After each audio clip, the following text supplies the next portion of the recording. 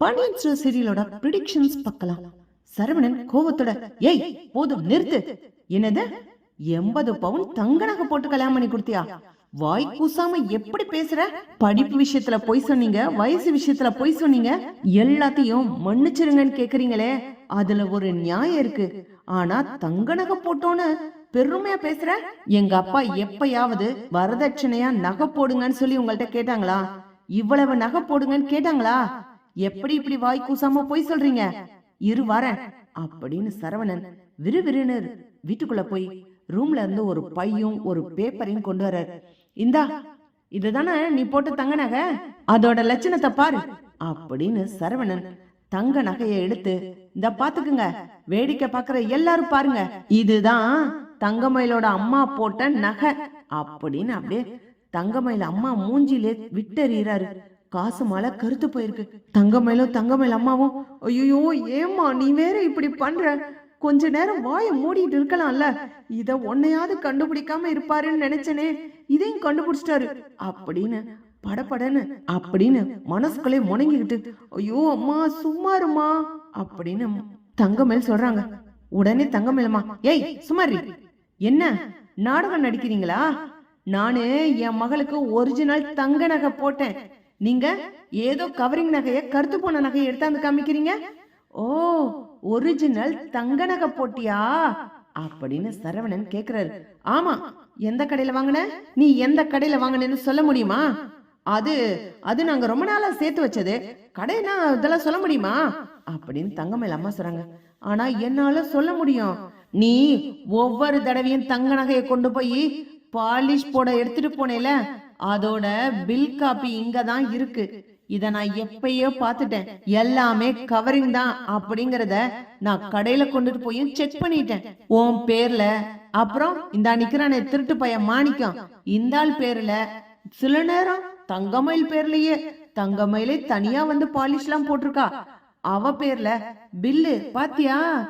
மாச கணக்குல பில்லு போட்டிருக்கீங்க, 2 வருஷம் தான் ஆகுது, அதுக்குள்ள 3 பில்லு வந்திருக்குது. 3 தடவை இந்த நகையெல்லாம் கொண்டுட்டு வந்து பாலிஷ் போட்டிருக்க. கடைக்காரன்னு தெளிவா சொல்றான். இந்த பில்ல வச்சு கேட்டேன். ஆமாப்பா, எங்க கடையில தான் வந்து வாடிக்கை பாலிஷ் போடுவாங்க. இந்த நகையெல்லாம் அந்த ஒரு அம்மா தான், பாக்கியன்ற அம்மா கொண்டுட்டு வரும், அதுதான் என் கடையில இருந்தா வாங்குச்சு. நானே தான்ப்பா விலைய கம்மி பண்ணி பாலிஷ் போட்டு தருவேன் அப்படின்னு அவன் பெருமையா சொல்லிக்கிறான். என்ன பார்த்தா இழிச்சவாய் மாதிரி தெரியுதா அவனுக்கு?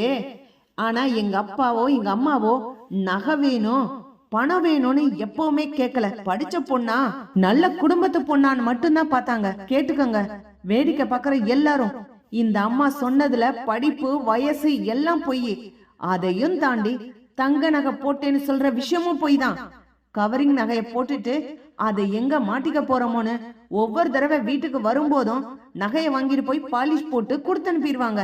இது அதுக்கான ஆதாரம், இத நான் வச்சிருக்கேன்.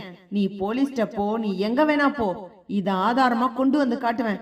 நகை கடைக்காரனே வந்து சாட்சி சொல்லுவான். நீ என்ன நினைச்சிட்ட? எங்களை எல்லாரையும் முட்டாளாக்கி ஏமாத்தலாம் நினைச்சியா? என்னைக்கு படிப்பு விஷயத்த கண்டுபிடிச்சனோ அப்பவே எல்லா விஷயத்திலயும் தங்கமயில் மேல சந்தேகம் வந்துருச்சு. தங்கமயில பச்சை தண்ணி கொடுத்தா கூட அதுல சந்தேகத்தோட தான் பாக்குற மாதிரி இருக்கு. உண்மை இல்லாத ஒருத்தியோட எப்படி வாழ முடியும் நிம்மதியா? இவ இந்த தண்ணியில கலந்திருப்பா, பால்ல ஏதாவது கலந்திருப்பான்னு பயந்து பயந்து வாழ வேண்டியிருக்கு. பா, இவளோட வாழ முடியாதுப்பா என்னால, எனக்கு இவள்கிட்ட இருந்து டைவர்ஸ் வாங்கி கொடுத்துருங்க அப்படின்னு சரவணன் கோவத்தோட கத்துறாரு. என்னடா சொல்ற? டைவர்ஸா?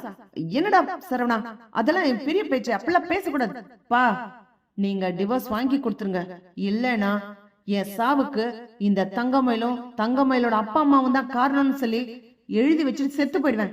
இவளோட வாழவே முடியாதுப்பா. பொய் பொய், தலையில இருந்து கால் வரைக்கும் போய், படிப்பு விஷயம் வயசு விஷயம் எல்லாத்துலயும் மாட்டிக்கிட்டால. அப்ப கூட இவ போட்டு வந்த நகையெல்லாம் கவரிங்னு நம்மள்ட்ட சொல்லல, உங்கள்கிட்டயும் சொல்லல, என்கிட்டயும் சொல்லல. இன்னும் அத ஒரு காரணமா மறைச்சு வச்சுக்கிட்டு இருக்காங்க. ஏன்னா இப்ப சொன்னாங்க பாருங்க, 80 பவுன் போட்டேன், நான் போலீஸ்ட போவேன், வரதட்சணை கேட்டீங்கன்னு சொல்லின்னு.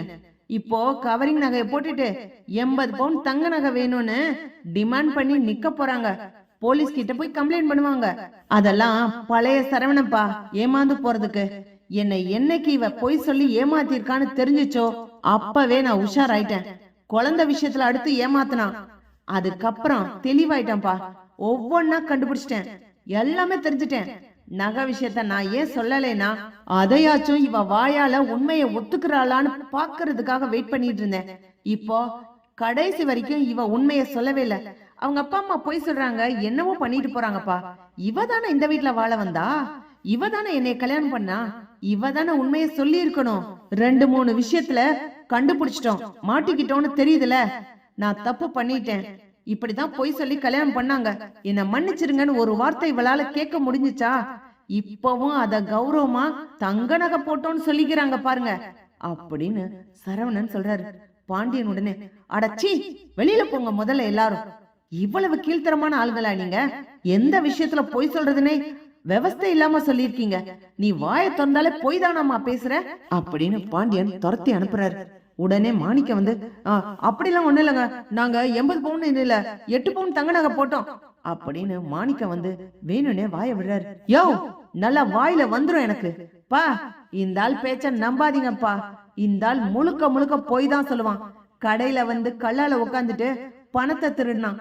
கடையில இருக்க பொருள் எல்லாம் வீட்டுக்கு அள்ளிக்கிட்டு போனான். அதெல்லாம் பத்தாதுன்னு தீபாவளிக்கு முத நாள் 10,000 ரூபாய் கடை பணம் பாக்கிய அந்த கதிரேசன் கொண்டு வந்து கொடுத்தாரு.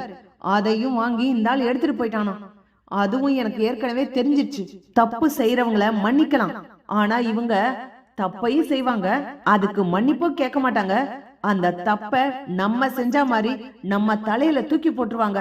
நான் தான் தப்பு, நான் தான் தப்புன்னு உங்க முன்னாடி சொன்னா, இவங்க அம்மா அப்பா முன்னாடி சொல்லுவா, ஊர் ஜனத்து முன்னாடி சொல்லுவா. இவளை நம்பவே நம்பாதீங்கப்பா அப்படின்னு சரவணன் கதறாரு. பாண்டியன் கோவத்தோட மாணிக்கத்தை சட்டைய பிடிச்சு, டேய், பொய் சொன்ன உன் மகளை கட்டி கொடுத்த, ஏதோ வறுமை தோஷம் பிள்ளைக்கு கல்யாணம் ஆகணும்னு பாசத்துல செஞ்ச சரி, அது என்னடா அது வேலைக்கு வந்த இடத்துல திருடுற வேலை? சி, அசிங்கமா இல்ல உனக்கு அப்படின்னு மாணிக்கத்தோட சட்டைய பிடிச்சு அடிக்கிறாரு.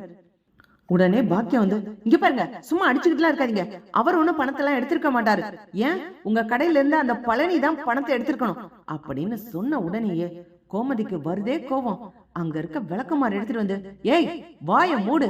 என் தம்பிக்கும் எனக்கும் 1000 பிரச்சனை இருக்கட்டும், ஆனா என் தம்பி திருடுனான்னு சொன்னா நான் ஒத்துக்கிறவே மாட்டேன். அவன் நல்லவன், அவன் மேல வீணா பழிப்படாத. இத்தனை வருஷமா அவன் எங்க கடையில தான் இருந்தான். எங்க கிட்ட சொல்லாம ஏதோ செஞ்சுட்டானேன்னு அவன் மேல அவ்வளவு கோபத்துல இருக்கேன். இப்ப கூட எனக்கு ஆறுதல் சொல்றதுக்காக என் தம்பி வந்தான், அவனை கூட திட்டி அனுப்புனேன். மரியாதை உள்ள மனுஷன், திட்டுன உடனே போயிட்டான். உப்பு போட்டு சோறு தின்னவன் மரியாதைய சொன்ன உடனே போயிட்டான். நீங்க தான் ரோஷம் இல்லாதவங்க, நின்னுகிட்டே இருக்கீங்க, போக கூட மாட்டீங்க, இவ்வளவு கஷ்டப்படுத்துறீங்க அப்படின்னு கோமதி கத்துறாங்க. விளக்குமாறு எடுத்து ஓங்குன உடனேயே பாக்கியம் அப்படி பதறி அடிச்சுக்கிட்டு தங்க மேலே இழுத்துக்கிட்டு ஓட ஆரம்பிக்குது. இப்படி போனா நல்லா இருக்கும். பார்க்கலாம் ஃப்ரெண்ட்ஸ். லைக் பண்ணுங்க, ஷேர் பண்ணுங்க, கமெண்ட் பண்ணுங்க. Thank you friends.